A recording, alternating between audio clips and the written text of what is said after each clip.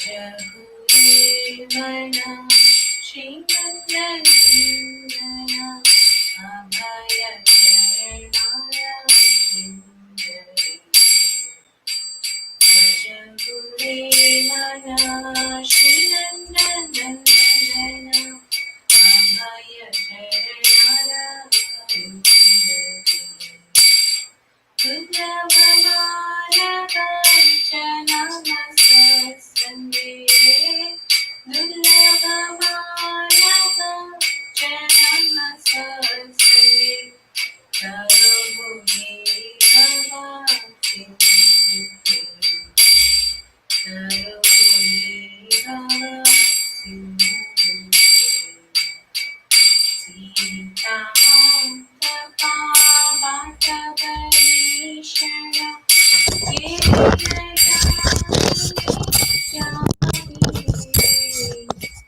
Sita Tapa Bhatabharishana Yedina Kamini Jagire Bifale Sevinu Kripana Durjana Bifale Sevinu Kripana Durjana Chapala Sukhalabha Lagire Chapala Sukhalabha Lagire Yedhana Yovana Putra Parijana Ite kiyache paratitire Yedhana Yovana Putra Parijana Ite kiyache paratitire Kamala Dala Jala Jivana Talamala Kamala Dala Jala Jivana Talamala Bhajahu Haripada Ritire Bhajahu Haripada Ritire Shravana Kirtana Smarana Vandana Pada Sevana Dasyare Shravana Kirtana Smarana Vandana Pada Sevana Dasyare Pujana Sakhi Jana Atmani Vedana Pujana Sakhi Jana Atmani Vedana Govinda Dasaya Bhilashare Govinda Dasaya Bhilashare Govinda Dasaya Bhilashare Hare Krishna Krishna Krishna Hare Hare Hare Rama Rama Rama Hare Hare Hare Krishna Krishna Krishna Hare Hare Hare Rama Rama Rama Hare Hare Hare Krishna Krishna Krishna Hare Hare Hare Rama Rama Rama Hare Hare Hare Krishna Krishna Krishna Hare Hare Hare Rama Rama Rama Hare Hare Jai Radha Madan Mohan Radhe Radha Madan Mohan, Radha Madan Mohan Radhe. जय जय प्रभुपाद प्रभुपाद प्रभुपाद प्रभुपाद। जय जय गुरुदेव गुरुदेव गुरुदेव गुरुदेव। नित्य गौरा हरि बोल हरि बोल हरि बोल हरि बोल। Thai गौर प्रेमानंदे हरि हरि बोल।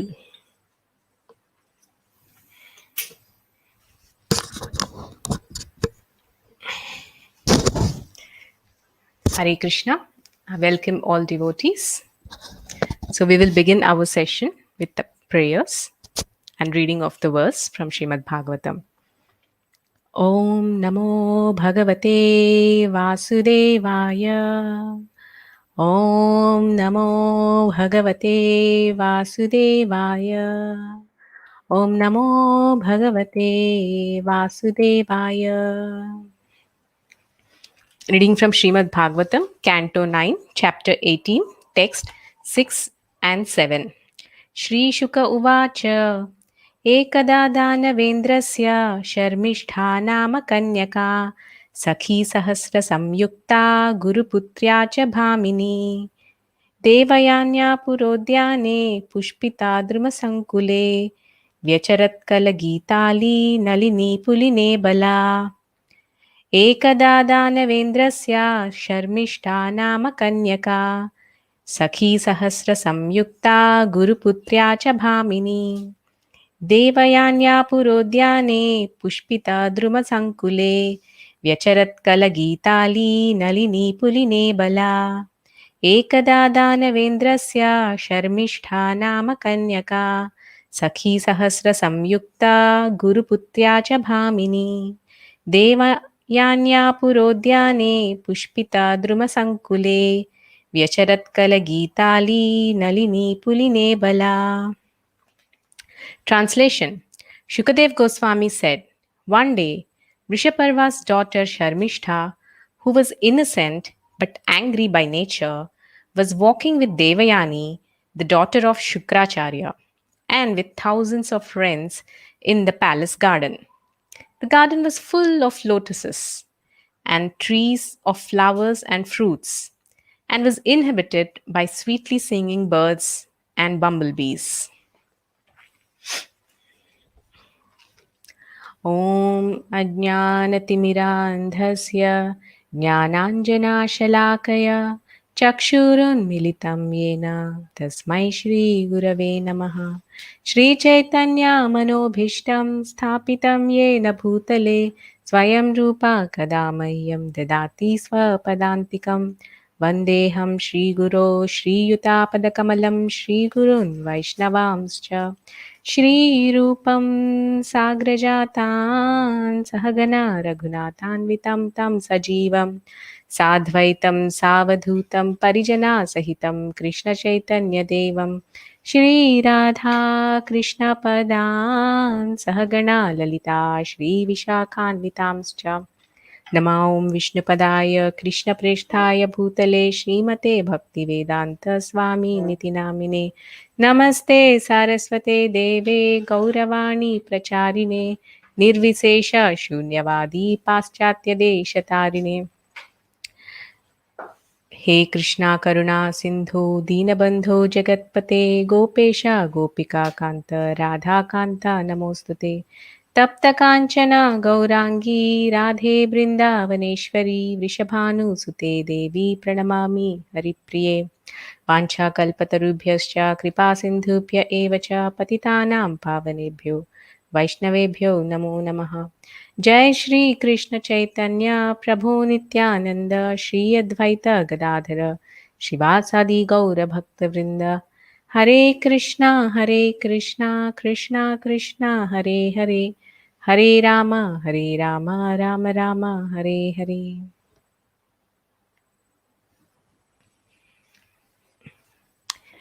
Hare Krishna. So, I welcome you all to our new series Devyani and Sharmishta.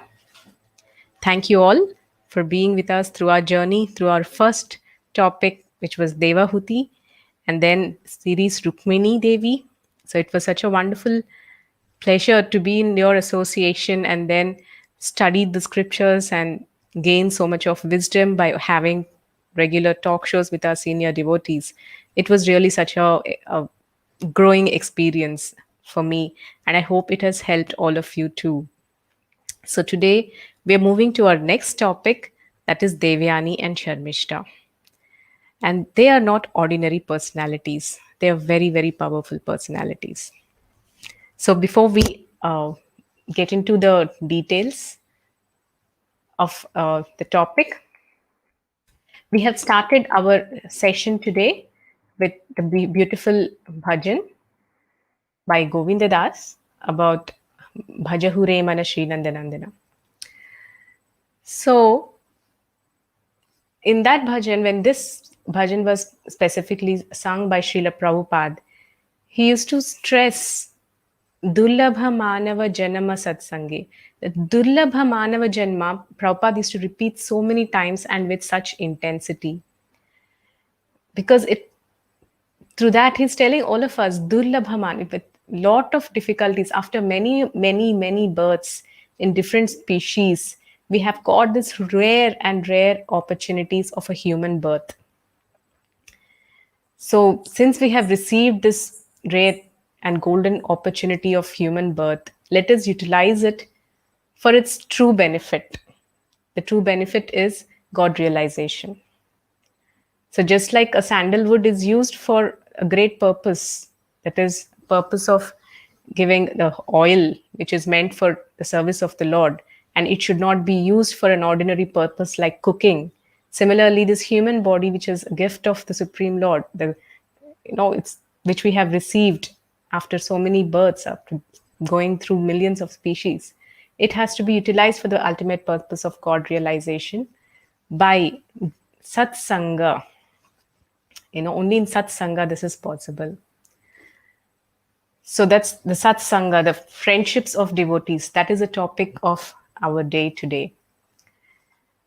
So we have understood, be it in DYS or through Bhagavad Gita, that the ultimate purpose of life is to become a devotee of the Lord. And the goal of life is to achieve. And the process is bhakti. Of all the yogas, of all the processes, bhakti is the topmost. So this bhakti is performed through the 9 processes. That's what we have sung in our bhajan today. Shravana Kirtana. There are 9 processes of devotional service. 9 processes, yeah.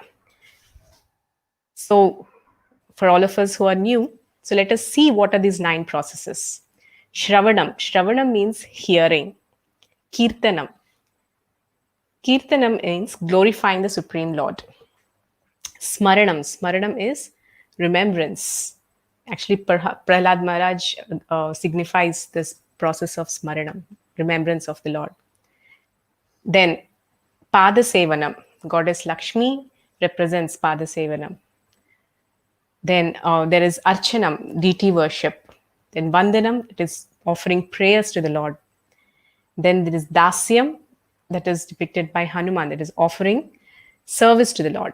And there is Sakhyam. Sakhyam is being friends with the Lord. And Atmanivedanam is surrendering oneself completely to the Supreme Lord. So Atmanivedanam is depicted by Bali Maharaj. So recently we have celebrated Vamana Dvadashi. So this whole pastime, we have seen how Bali Maharaj offers himself to the Lord, complete surrender. That is Atmanivedanam. So Sakhyam. Sakhyam means friendship. So friendship with the Lord, Krishna, is a very elevated subject matter. It's a very, very high topic. It is not that easy to attain to that stage. Krishna's sakhas are the friends, or the gopas and the gopis. But then We are not at that stage to have that friendship with the Supreme Lord directly, because we are still in the conditioned state. But these friendships are very, very essential. It is said the 9 processes of devotional service, starting from Shravanam till Atmanivedanam, they are sustainable only when one is in a satsanga, or when one is in association of devotees. If not, these practices cannot be sustained at a consistent level or maintained. Because only in the association of devotees are we enthused to practice various practices. So, the friendships in devotional life, maintaining them is not just a simple detail, it's the essence of bhakti. So, these friendships are, in a sense, uh, they are to be maintained with lot of care and attention. There might be a lot of similarities between the friendships at a spiritual level and friendships at a normal material level. There might be some lot of commonalities, like being caring, being understanding, being there to help when the person is in need, etc. But then spiritual friendships are something much higher than these material friendships, because spiritual friendships are a bonding that is based on true knowledge. The knowledge that aham, or the knowledge of aham brahmasmi, that I am the spirit soul and the other person is also a spirit soul, and they have a common goal. The common goal is to serve the Lord and to please the Lord. That is why when these relationships, when they are maintained, they can take us all the way so close to the Supreme Lord, and these relationships last forever. Most of the time, in our friendships with our friends, be it in our school or in our college, and even later in life, we exchange a lot of cards, right? During Friendship Day, we exchange a lot of messages. Especially girls, they love to say we are best friends forever. Forever. Is it really true that our friendship can last forever? Have you ever thought of the word forever? What is being ever? And they say ever after. So the friendships can really last forever if they are based on the eternal principle of loving service to the Supreme Lord. When Krishna is the center of a relationship, those relationships last forever. And they're very fruitful too. If not, they can just fade away with time.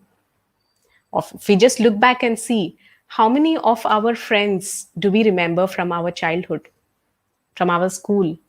Most of the friends of the current day, Kali Yuga, is our interests change, our friends change.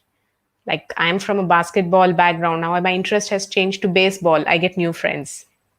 That's how trivial the friendships are. And this, especially the friends on Facebook and Twitter, all these social media friendships, you hardly get to see, but you chat for hours. But what is the real substance in that friendship? Is that friend really there for you when you're in need? Is that friend able to help you when you really want them? Can they back you up? Can they take you to a higher level of life? Can they make you a better version of yourself? Are all these possible with by mere social media friendships? So spiritual friendships are something that cross these barriers and go to the next level. So they're basically friendships in 3 levels: friendships in the mode of ignorance, friendships in the mode of passion, friendships in the mode of goodness, and friendships in Shuddha Sattva. So, what are friendships in mode of ignorance?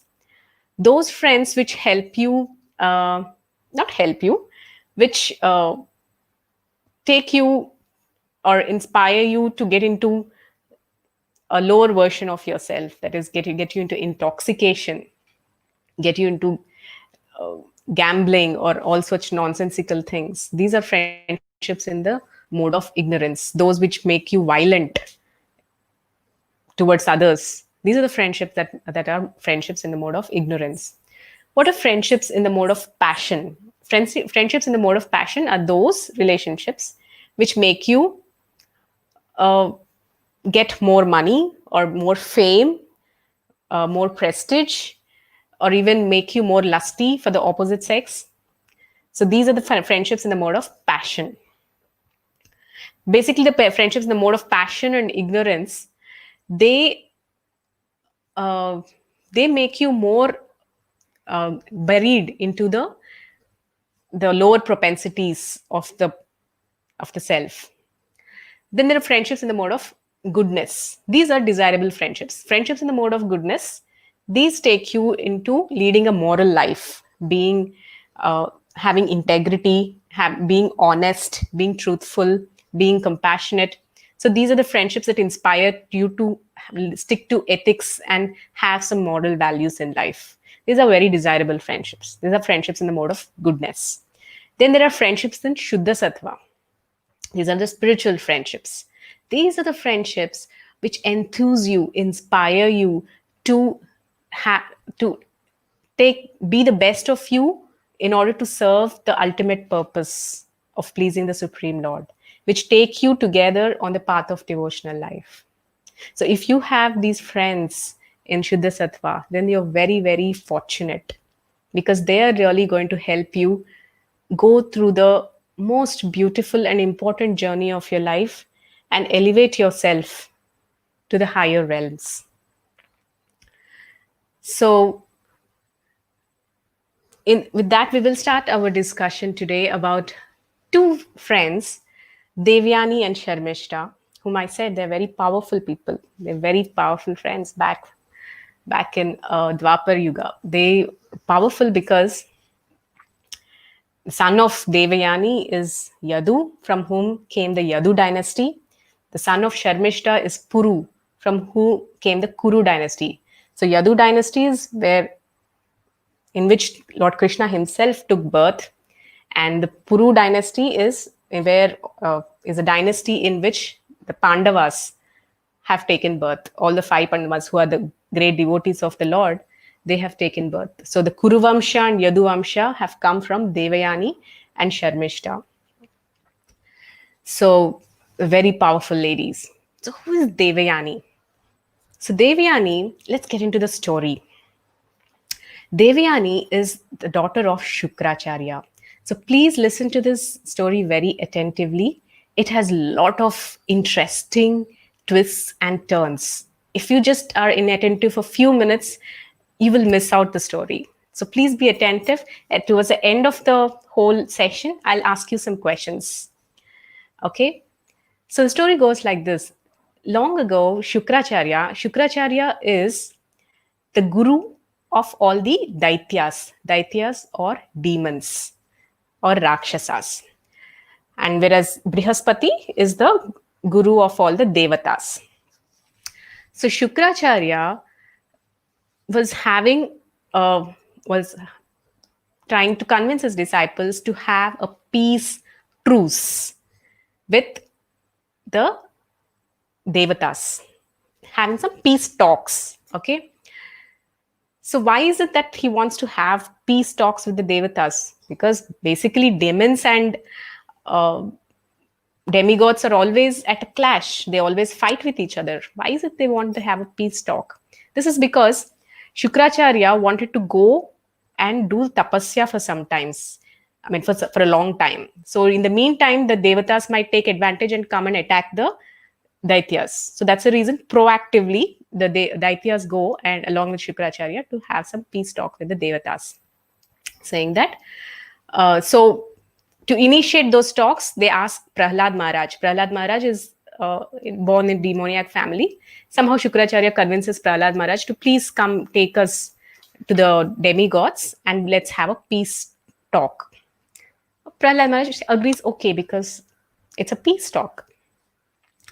So all the demons go and they approach Indra and they say that, my dear Indra, we all have become very good. We are no more violent. We want to live a peaceful life. Then Indra says, oh, really? That's very wonderful. So be it. So saying that, all the demons go back and they stay in the hermitage of the mother and father of Shukracharya. So, who are the mother and father of Shukracharya? Bhrigumuni and Khyati. So, leaving all the demons in the shelter of Bhrigumuni and Khyati, Shukracharya leaves. He goes to perform tapasya, long tapasya, to get a lot of powers. So, in the meantime, the Devatas, they understand this is being a very diplomatic move. The Shukracharya has told us like this, probably because he wants to gain powers and come back and fight with us. So, this is the right time to attack all the demons, all the Daityas. Let's go. And they go and attack the uh, ashram of Bhrigumuni. So, at this time, Bhrigumuni goes out for his morning rituals to the river.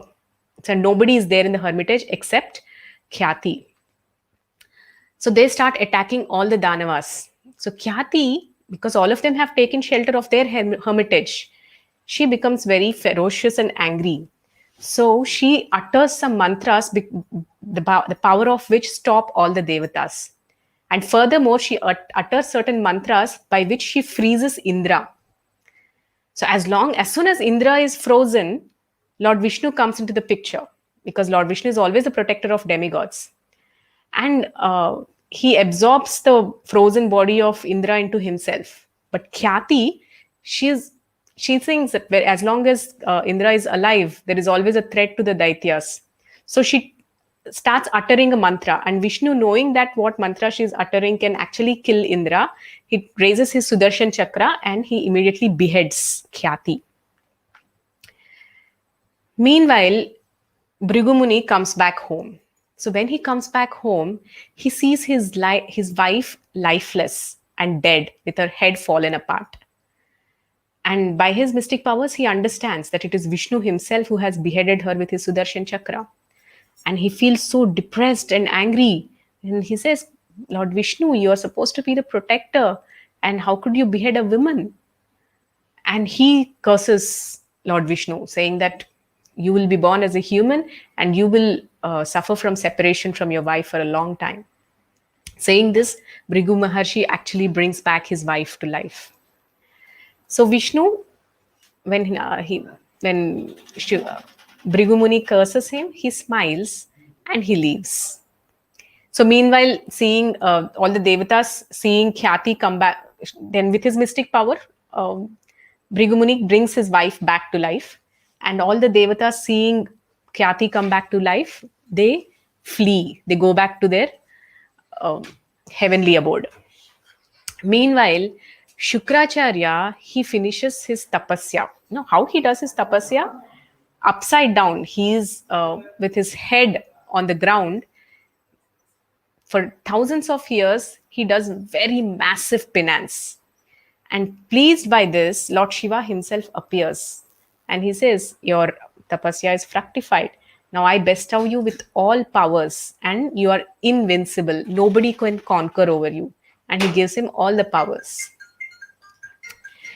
And once he gets all these powers, Shukracharya, being totally empowered, he will start off to the hermitage of his parents. And as he starts off, in that place, he finds a lady who looks like an ascetic. He asks her, why are you here?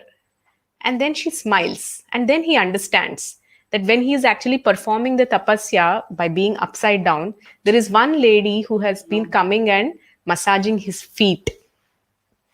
And he felt very pleased at that time.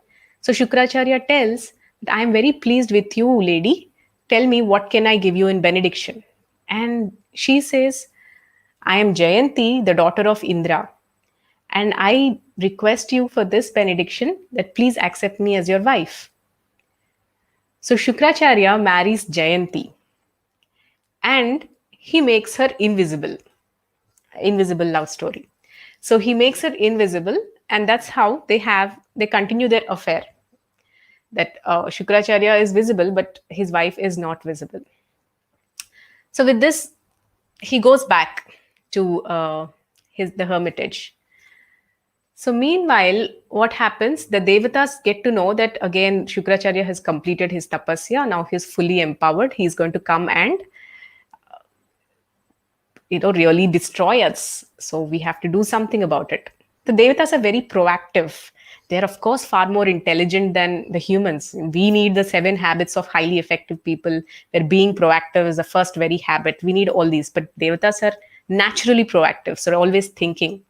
So Indra and with his entourage, they plan how to destroy the Daityas. So what happens? One day, Shukracharya just walks into the assembly of Daityas and say that, my dear uh, Rakshasas, please come. I have to share something. All the wisdom that I have received from Lord Shiva, I want to share with all of you. In this way, for almost an year, he keeps instructing the Daityas, all the demons. And the demons keep on submissively hearing from Shukracharya what all he's telling. And as they are hearing, their heart becomes transformed. And they start thinking that actually the demigods are not bad. Maybe we should not have rivalry with them. They undergo such transformation. And as this was going on, one day, when this interesting discourse is going on, the guru is sitting on the Vyasasan, Shukracharya is sitting on the Vyasasan and giving a discourse, and all the uh, Daityas, all the demons were sitting down and listening to him. Suddenly, somebody comes at the door. Who's that somebody? Another Shukracharya. So, Shukracharya number 2. And he comes and says, all of you are fools. The Shukracharya who's sitting on the Vyasasan is not true. I am your true guru. Then the Shukracharya who's sitting on the Vyasasan says, I am the Shukracharya. So these demons don't know what to do. They say that they don't know whom to decide. And they think that, okay. And they say that because we are hearing from you, you are only our guru, Shukracharya. Then the new Shukracharya who comes, he curses all the demons. You could not recognize your own guru, so you will fail. I mean, all the demigods are going to come and they're going to conquer you. So the Shukracharya who's sitting on the Vyasasan, he smiles and he says, my mission is accomplished, and he disappears. Then the remaining, all the demons who are sitting there, they are like shocked. Now they don't know where to bang their head. They have insulted their own guru. They got the curse from their own guru, and whichever guru is instructing them has disappeared, and they have nobody, and they have received the curse that they're going to perish. So what to do? They go to Prahlad Maharaj and say, please save us. So Prahlad Maharaj again goes and negotiates and tells Shukracharya, please, you have to take care of your demons. So Shukracharya says, okay, fine. And the real Shukracharya now comes into the picture, and he prepares all the demons, he empowers them and takes them on a fight with all the Devatas. So a big fight ensues, and during this process of fighting, Shukracharya further upgrades himself in his mystic powers. And he gets a very interesting mantra called Mrita Sanjivani mantra. Mrita Sanjivani mantra is such a powerful mantra that if you chant this mantra can bring back the dead person back to life. So with this Mrita Sanjivani mantra, all the demons become very powerful. When they're fighting with the Devatas, even if they're dying, again Shukracharya is chanting that mantra and bringing them back to life. So the Devatas are fighting for a long time, and they realize that, array, this person I have killed earlier, he came again. So all the Devatas get this feeling, and they have an emergency meeting. And they say, this is what I have faced. And other Devata says, yeah, this is what even I have faced too. Whomever we are killing, they're coming back again and again. So they realize that Shukracharya has got the Mrita Sanjivani mantra, which is something very powerful. Nobody could get it. So they call off the war, thinking that there is no use. So and everybody go back to their own respective places. They stop the war. So now comes the interesting part. So when Shukracharyas go back home, he goes back home, and he continues his life as a teacher in a Gurukul.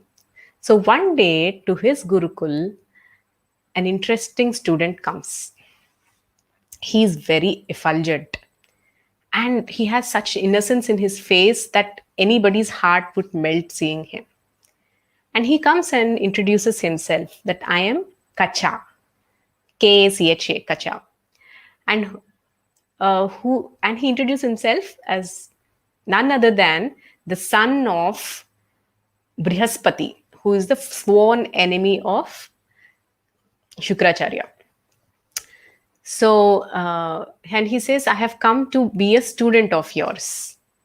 And his face was so innocent and he was so pure at heart that even Shukracharya himself could not reject him. He says, yes, my dear son, you can be our student. So, ever since then, Shukracharya keeps an eye on him.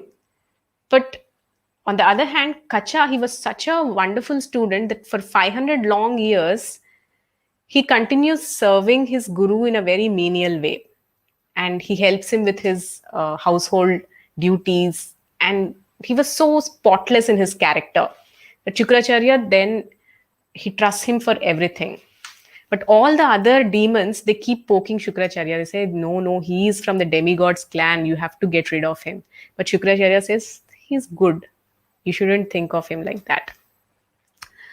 So in the meantime, Shukracharya has a daughter with his wife is Jayanti, as I told you, who is the wife of of Indra himself.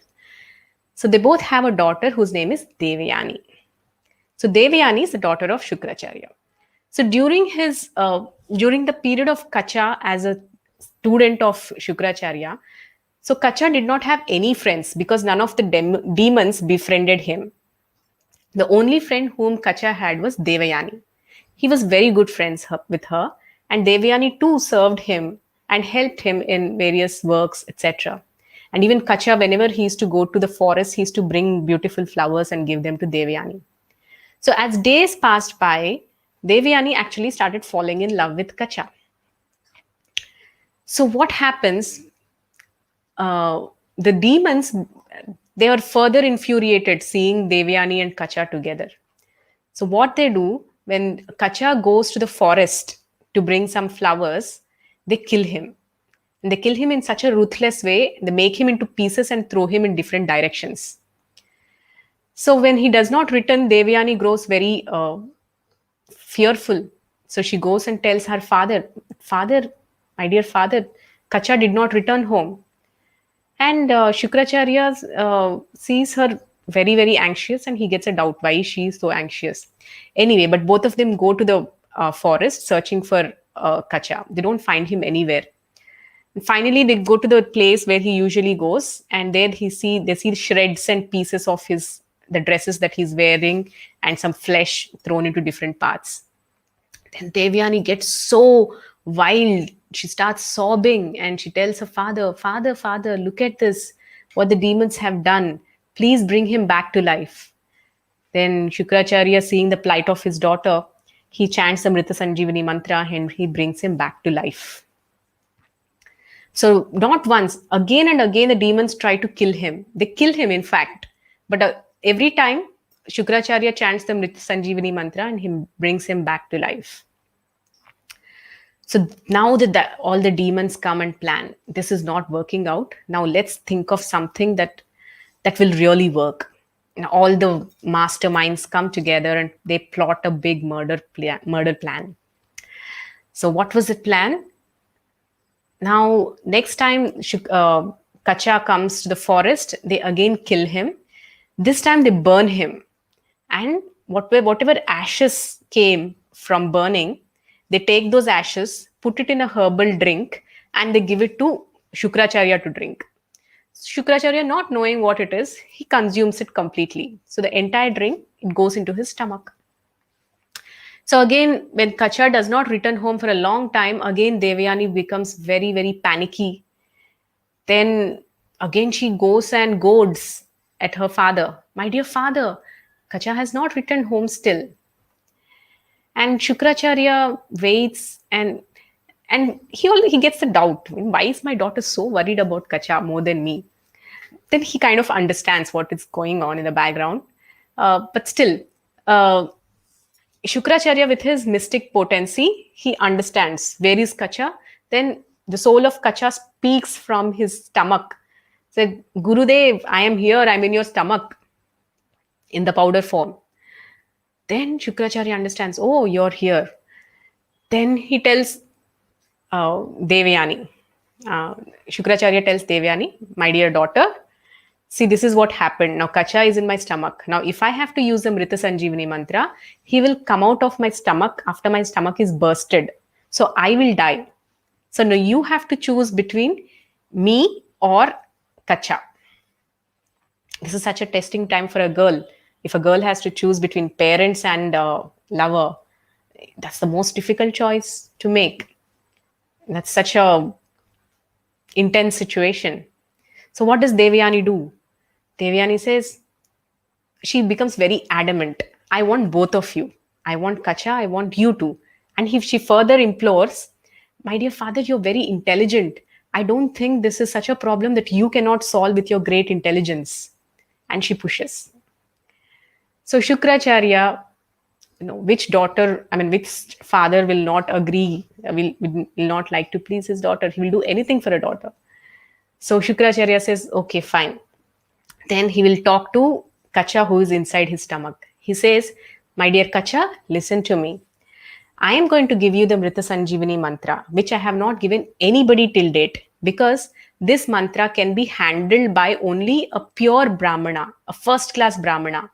If you're anything lower than this mantra will not work. But I am giving this mantra to you with full faith in you. Now, when I chant this mantra, you will come out of my stomach and I will be dead. So I am giving you this mantra so that when you come out alive and you see me dead, you chant this mantra and you bring me back to life. So saying this without waiting for a moment, Shukracharya utters the Mrita Sanjivani mantra. And lo and behold, Kacha from the stomach of Shukracharya bursts out and Kacha comes out and he regains his original form. So Shukracharya was in shreds and pieces, and the flesh and the blood and all the gore was everywhere. So Devyani looks at everywhere in such dismay. She was totally aghast. That time, Kacha, he chants the Mrita Sanjivani mantra, and because of his purity and because he was the top class Brahmana, that mantra actually worked. And Shukracharya came back to life. And Shukracharya was so pleased with Kacha. And Devyani was so pleased, so happy, and so relieved. And in a very shy way, she goes and tries to stand beside Kacha. And now what happens? Kacha tries to distance Devyani. He does not let her come close to him. Devyani again tries to go close to him, and Kacha avoids her. Devyani doesn't understand what's happening. Some days pass by, and finally Kacha finishes his education under Shukracharya. And Shukracharya says, my dear son, you have completed your complete education. Now you're free to go. So at that time, Devyani comes to Kacha and says, why are you avoiding me? Have you forgotten the good time we had? Why are you being so indifferent to me? Then Kacha speaks his heart. So Devyani, I understand whatever time we had, but now your father has given me a new life, and I have actually come from his stomach. And technically that makes me his son, and he is like my father now. So that means you're like my sister, and I cannot marry you. Hearing this, Devyani becomes totally devastated. What? After all this, you're calling me a sister? And she becomes totally brokenhearted. She couldn't handle that rejection. She curses Kacha. She says, you have come here to learn the Mrita Sanjivani mantra, and I curse you that you will not be able to use this mantra anywhere. And Kacha becomes little disturbed. He spent so much of time, so many hundreds of years for this purpose, because the Devatas have actually sent him to learn this mantra from Shukracharya. And in that fury, he also curses Devayani. He says that, Devayani, you don't even have gratitude. I have brought your father back to life, and now you're cursing me. I am cursing you that you will never be able to marry a Brahmana. He says that and he leaves to the heaven. And he says, I might not be able to use the mantra, but I can teach this mantra to the rest of the demigods. Saying this, Kacha leaves. So here is Devyani. This is the personality of Devayani. She could not handle rejection. So even in our lives, so many times we come face to face with rejection, being rejected, be it in a relationship, or we face rejection from a friend, or when we apply to a job, or we apply to our favorite university that we had dreamt of, or even sometimes rejection might come in ways of not getting the kind anything that we dreamt we would get. At this time, when we do not know how to handle rejection or failure, we tend to become negative, and when that negativity increases, it might even lead to cursing somebody. That's what happened with Devyani. She cursed Kacha, with whom she actually spent such friendly and loving moments together. She wanted to marry him, and he rejected her, and she cursed him. The next moment, he has become his enemy, her enemy. So is it. We take such decisions in the spur of the moment, and that leads to events in the modern day. It leads to suicides. Just 2 years back, last year, I guess, in Telangana, the results were out, and there was some mismatch in the results, and so many students, about 115 students in Telangana, have committed suicide because they couldn't handle that rejection. They couldn't handle that failure. So a person need to learn in life how to handle adversities or rejections or failure. If we see in the life in Mahabharat, Karna was one such personality who could never handle rejection properly. When he was a student under Dronacharya, along with Arjuna and Ashwadhama, there was a time when Dronacharya gave the knowledge of Brahmastra only to Arjuna. He did not even give it to his own son, because the knowledge of Brahmastra could be given to only a person who is highly qualified with speckless celibacy. And when Karna asks for the Brahmastra from Dronacharya, Dronacharya says, my dear Karna, I cannot give you the knowledge of Brahmastra. Not only you, I cannot give it to my son Ashwadhama because you are not qualified. So Karna, he felt rejected. But at that time, he didn't try to think why it was not given to me. Instead, he became very vengeful. He said, if you cannot teach me the knowledge of Brahmastra, I will go to your guru, and there I will learn. And that's how he leaves Dronacharya and he goes to Parshuram, who's the guru of Dronacharya. And he goes to Parshuram and he lies that I am a Brahmana. And he goes through his entire education. He gets all the skills, all the talents, all the powers. And finally, when Parshuram understands that he has actually lied to me, Parshuram curses Karna, saying that whatever you have learned, you will not be able to utilize it at the real time of your need. That's the worst curse any student can get.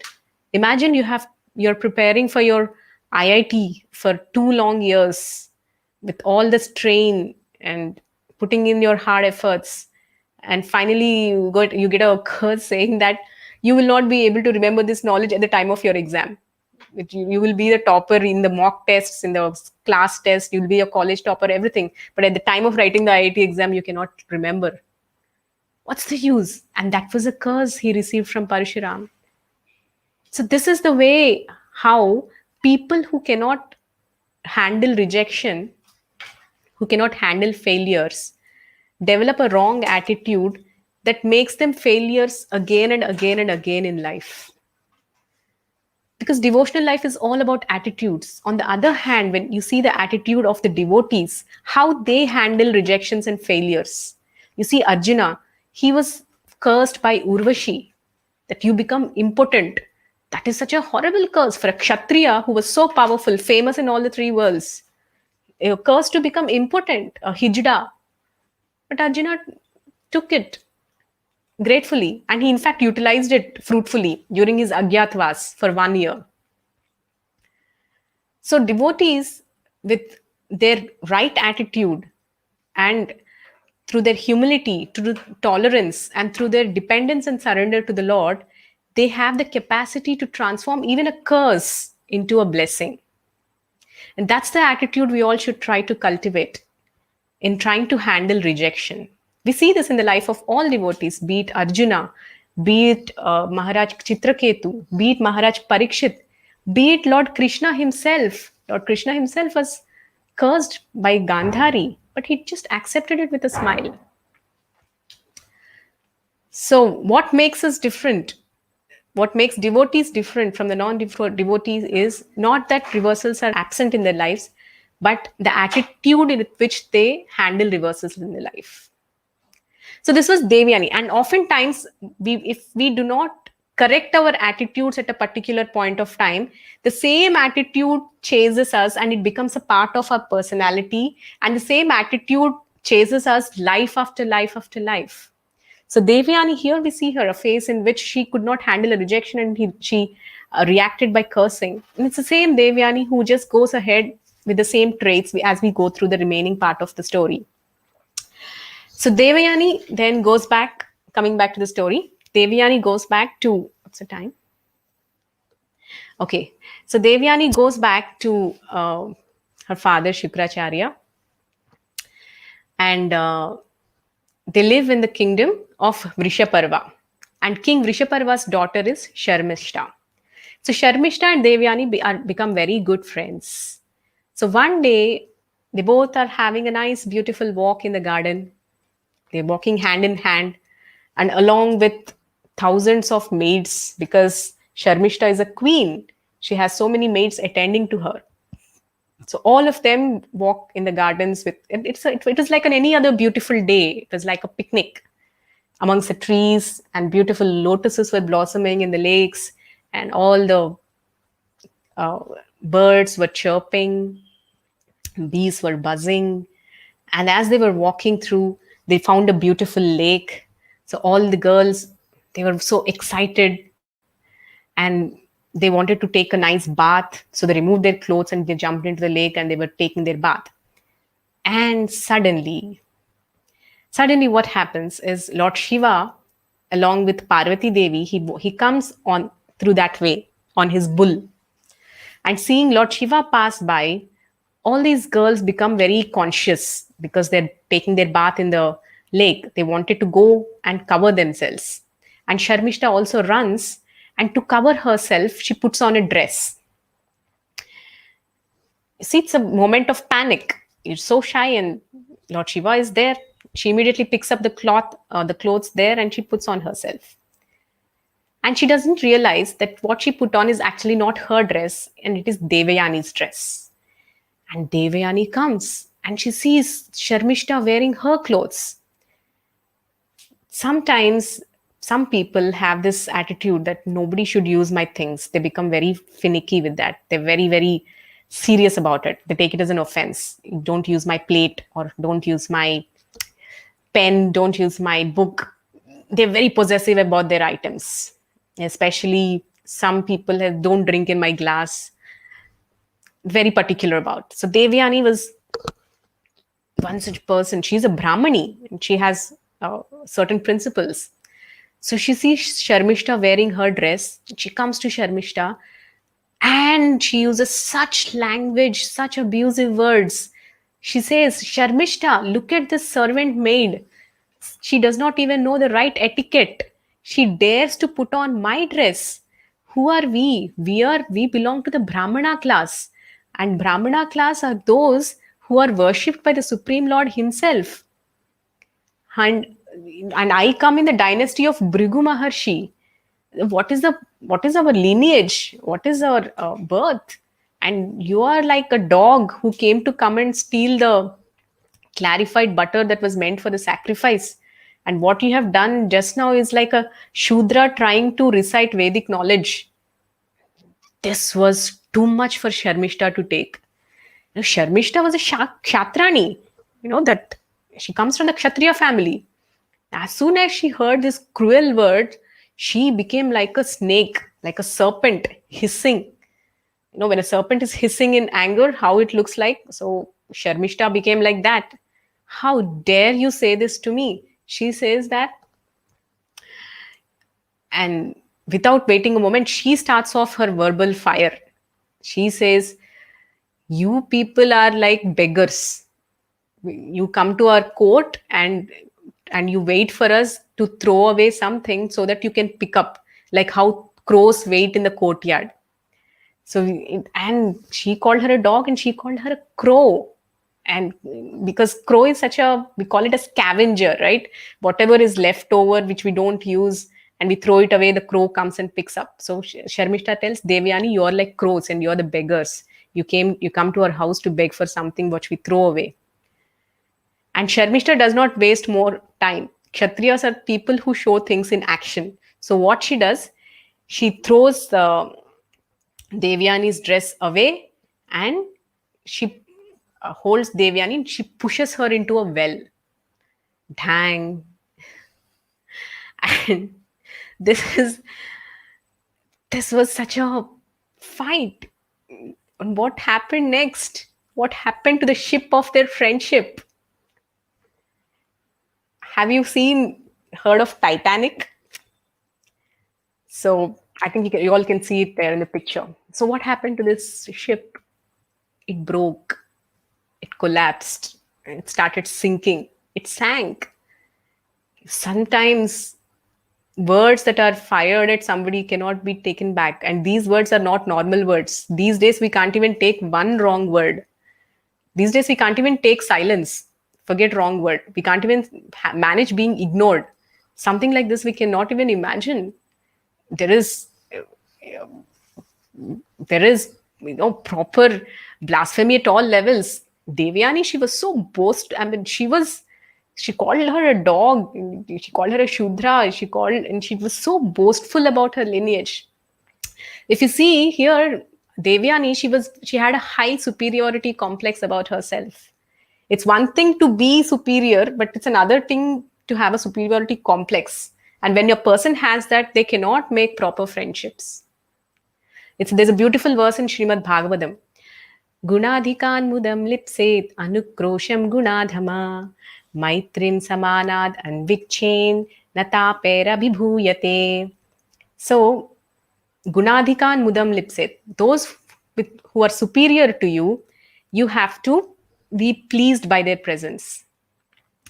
Gunadhaman, Anukrosham Gunadhaman. That is, to those who are junior to you, one should show compassion.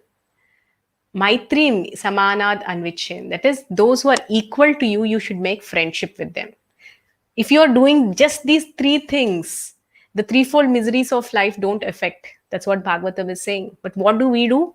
When we meet somebody who's superior to us in knowledge or talent or skills, we become very envious. If we meet somebody who is junior to us or who is lower than us, we become very deriding. That is, we show them, you see, you're much lower to me and I'm superior to you. We show complexes, attitudes. And if you meet somebody equal to them, you feel a little insecure and you start boasting about yourself. So as long as these three things are going on, one cannot be happy in the relationships. This is what Bhagavatam is saying. So one should learn how to associate with who are superior to you, who are junior to you, and who are equal to you. And this is the way one forms very substantial and meaningful relationships. And especially proper friendships. So this friendship, as you have seen, it has had such a major fall that it actually sank. So in our lives, when we look back, have we ever made such mistakes that made our friendship really go bad? So it is said that if you want to be good friends, don't compete with each other, but complement each other. Competing has become so ingrained in us because that is what our education is telling. Be the first ranker, be the topper. That's when you get better opportunities. Sometimes consciously or unconsciously, our parents or relatives compare us with others. So we get into a competitive mode. So and many times the glamour in the media tells that whoever is most beautiful or well dressed, they are the ones who get all the goodies in life. So we unconsciously or subconsciously try to compare ourselves with those who are more beautiful. And everything around us or within us is just putting us into that competitive mode.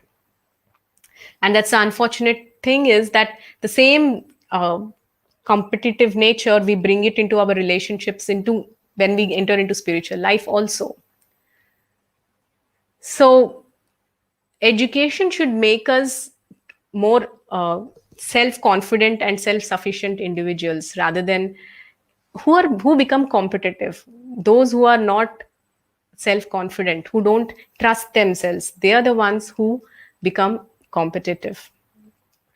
Rather, a good friend is a one who compliments. What is compliments? Actually, there are four levels of friendship. There are four different types of friendships. So this is a very nice concept that recently I have read in one of our famous book called The Magic of Friendship by His Grace Shubvilas Prabhu. It was a very interesting topic. In this, Prabhuji writes about what there are four levels of friendship. What are these four levels?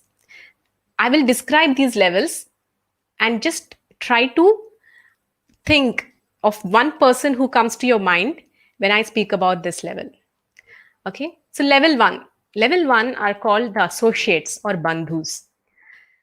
So these are many, the people around us whom we know by name and whom we know, who's like an acquaintance. Like a lot of them around in our college or in our workplace, within our neighborhood, in our own apartments. You talk to them, say hi, bye, etc. These are associates. There's no dearth for associates. Then level two is friends. So friends are they who actually try to make it to your heart. They have actually laid the road of their friendship into your heart, because this is a relationship that has that has stood the test of time. So who are real friends?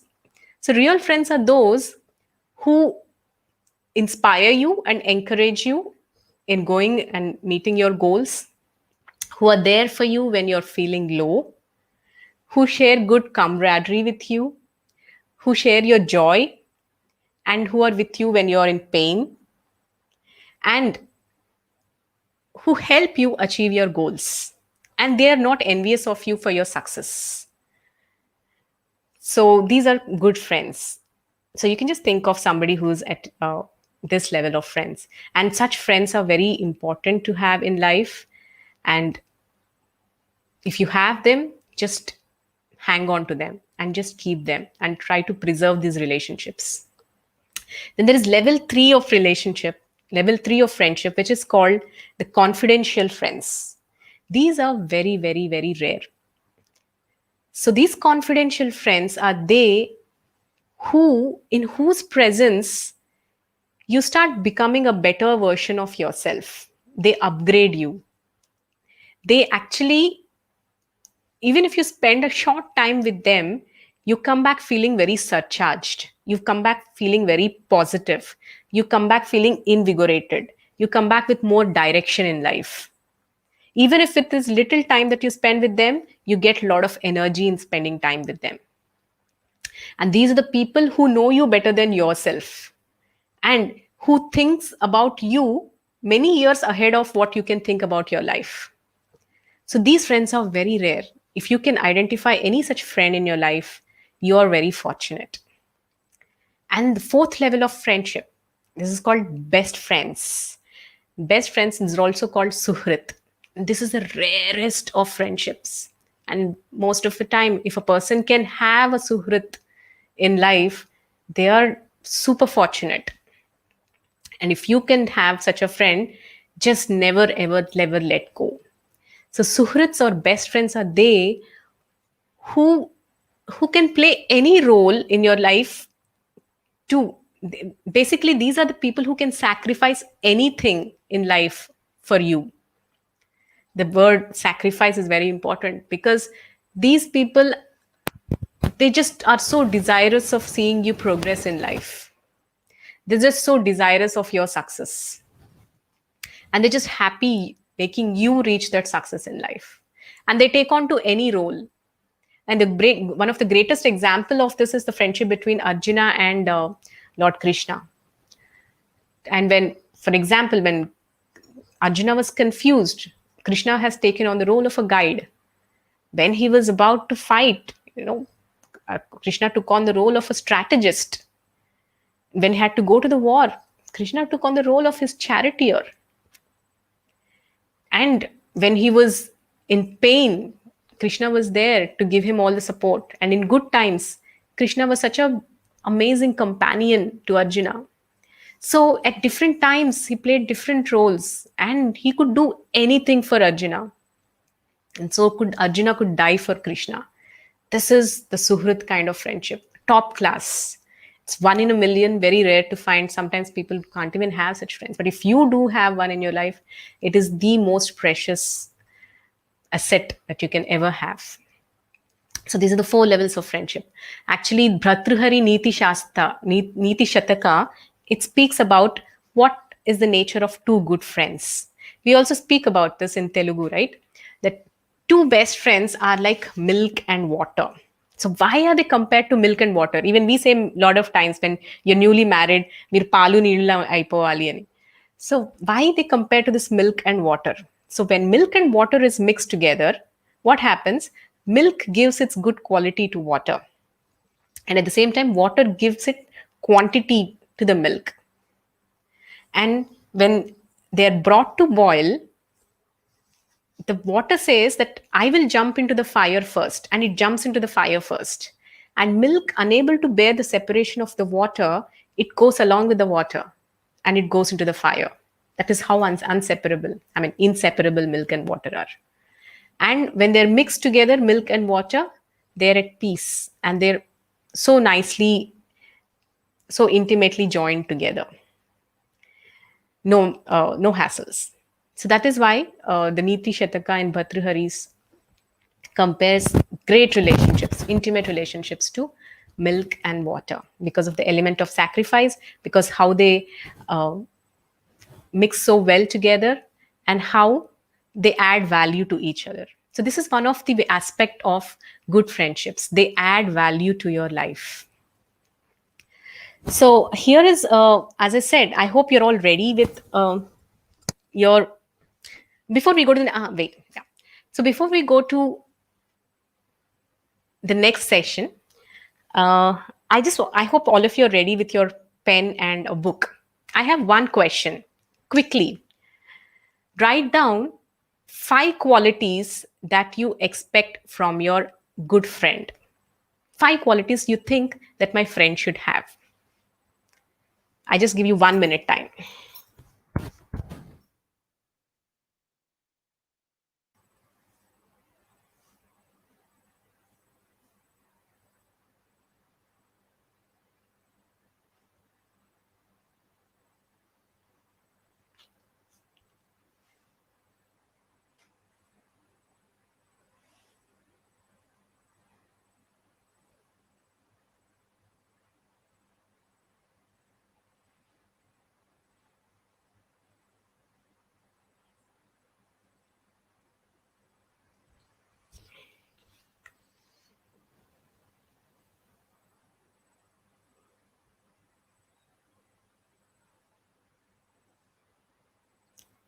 Okay, done.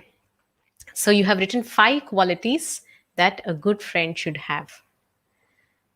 So my question is, do you have those qualities? Are you a good friend? So it's a question that we should all ask ourselves. We have so many expectations that a good friend should have, but are we that good friend to the friend that we have?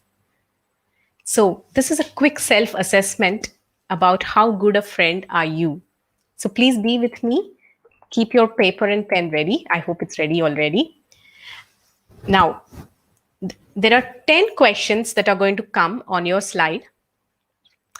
And for all the 10, each of the 10 questions, you have 3 options, multiple choice, A, B, C. So for every A that you choose, give yourself 5 points. For B that you choose, give yourself 3 points.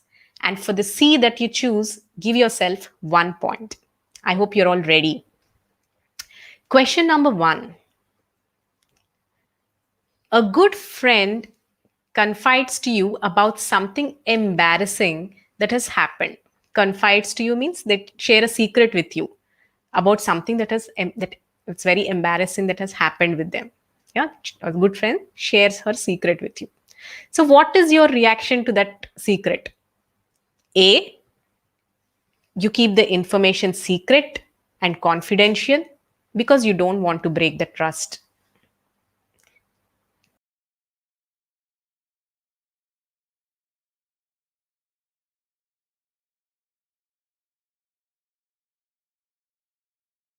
And tell them, shh, don't tell this to anyone. Yeah. And C, you can't resist announcing it on social media for all to see. So this is A, B, and C. So mark whether it is A or B or C. So we'll go to the next question.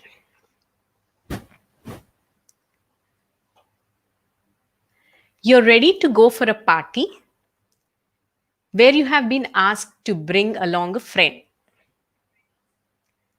When your friend comes to pick you, they are dressed shabbily. So, what will be your response? So, basically, this whole 10 questions, it's a self assessment. It is for you to be assessed. You need not show the answers to anybody. So, please be thoroughly honest with yourself so that you can compare the results and know more about yourself. It's a self assessment. So, you don't have to show it to anybody. So, the crux here is honesty. So what happens? You go to a party and then you see a friend has come in a shabby clothes. They're not dressed to the occasion. So what do? A, you ignore their appearance and introduce them to everyone in the party because they are great. Nevertheless, irrespective of their dressing, they are great. That's A. B, what do? You feel embarrassed to be seen with them and stand away from them in the party. Happens sometime, right? C, you pretend a headache and cancel the plan to go to the party. So if it is A, give yourself 5 points. If it's B, give yourself 3 points. If it's C, give yourself 1 point. Okay, we'll go to the next question. Third question. A friend is in great distress about a problem she's facing. While they are telling you about it, what do? A, you hear them patiently with full attention. If you're saying yes, you should always be doing it. B, you keep interrupting them to give advice. So many times somebody comes to speak to us and you start interrupting and start giving your advice to them. Yeah. And C, check your phone constantly for messages. So what is your genuine response when a friend is coming and talking to you in distress? So again, give yourself A, B, or C and give your points accordingly. 5 or 3 or 1. Fourth question. Your best friend is going for a holiday with a group of friends to a place you have recently visited. Yeah, you've already visited the place and your best friend is going to that place again. Let's say, you've been to Vrindavan and your best friend is also going to Vrindavan. How do you, what do you, how do you react? What do you tell them? A, you're excited for them and give them tips on what to do and where to go. You become their tourist guide. You're very excited, very happy that they're going. Or B, what you do is tell them it's a lousy place to visit so that they cancel the holiday. C, you throw a tantrum about them going out with other friends and not giving you enough time. What is this? You didn't even tell me. So this is C, A, B, and C. Next question. A very dear friend is celebrating their promotion at work by throwing a small party with people close to them. What do? So, very dear friend is celebrating their promotion. What do? A, B, C. You cancel your prior engagements to celebrate their success. B. You make an excuse about working late, apologize, and send them a gift. C. You don't think it's important to even acknowledge such useless parties. I hope you have marked. It is said it is easier to be with your friend when they are in sorrow or distress than when they are celebrating their success. Because when they are in distress, you're in the upper hand, you're going and consoling them. Hmm? But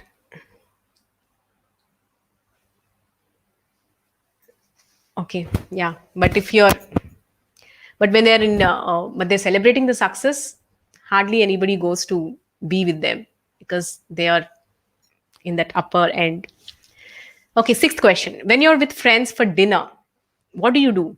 A, B, C. A, you love to talk and gossip with them. B, you share social media posts on your phone since there isn't that much to talk about. C, you use that time to answer your messages and emails. This is a very good assessment, self assessment for what kind of a friend you are. Next, your friend breaks the news that they have got admission into the university that you were hoping to get into. This is the most heartbreaking thing.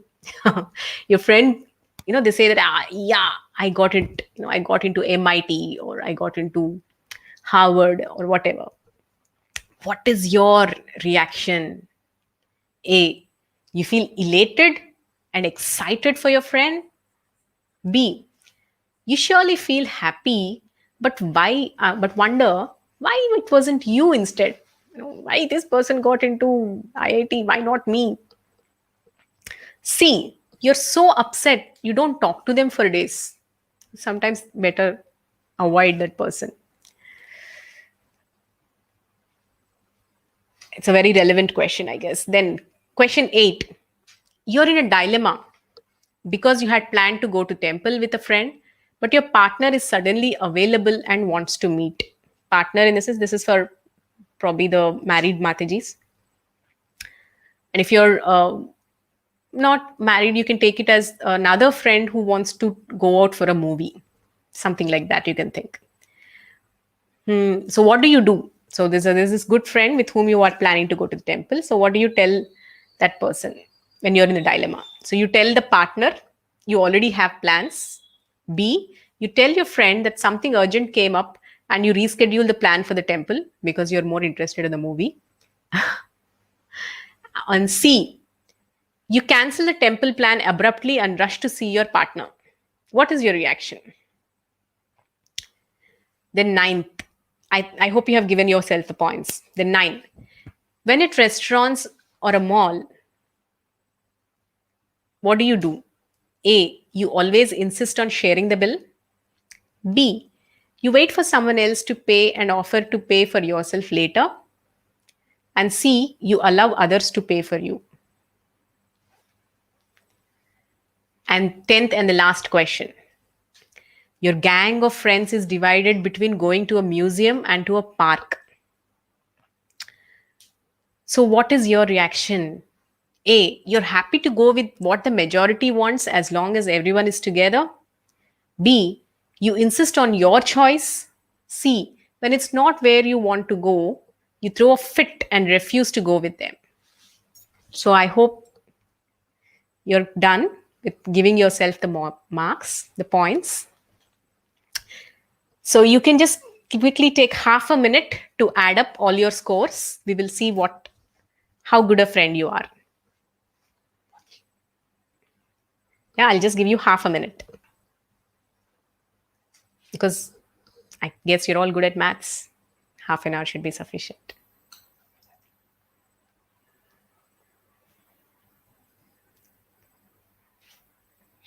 Hare Krishna, Krishna Krishna, Hare Hare, Hare Rama, Hare Rama, Rama Rama, Hare Hare.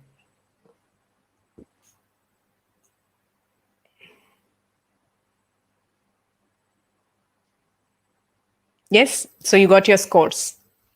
Now, So let us see what kind of a friend you are. If your score is anything between 37 to 50, congratulations! You're a champion in the world of friendship. You can retain a serious friendship. You definitely can be a great friend and have great friends. So, for all of you who have got your score between 37 to 50, hearty congratulations. You're really a person of depth and who is capable of making very good friends. So, if your score is anywhere between 26 to 36, you're good. With a little effort, you can become the best friend anyone can ever have in the world. As you prepare yourself further, the quality of your friendships will enhance, and the quality of friendship you offer others will also exponentially grow. So, between 26 to 36, you're good. And still, there is always a place for improvement. There's a chance for improvement. So, friendships of higher level, as I said, the level 1, level 2, level 3, level 4, to become friends of that level, certain qualities have to be cultivated within our own self. So, every time, supposing you have a best friend who's a suhrit, it does not mean you always take from them. You should also learn to give. You should also be that person, what that person is for you. See, friendship is a two-way street. It's not a one-way. It's not that always you take all the goodies that your friend is giving and take them for granted and not reciprocate enough. You should also be in a giving position. In fact, you should be in a more giving position. In fact, use your competitive spirit in this. Compete to give each other more. That makes your friendship come alive. So, if your score is anywhere between 10 to 25, please know that you're struggling with being a true friend to others. With a little sincere effort, you can qualify to be a good friend. Remember that friendship is not a skill, but an attitude. The more you work on your attitude and mindset, the better equipped you become to offer meaningful friendship to others. So I hope this has helped you all have a self assessment of how good a friend you are and how good a friend you can be. So this marks the end of this session today. Uh, so next week, are there any questions at this point of time? I'd like to take a couple of questions. If there are any.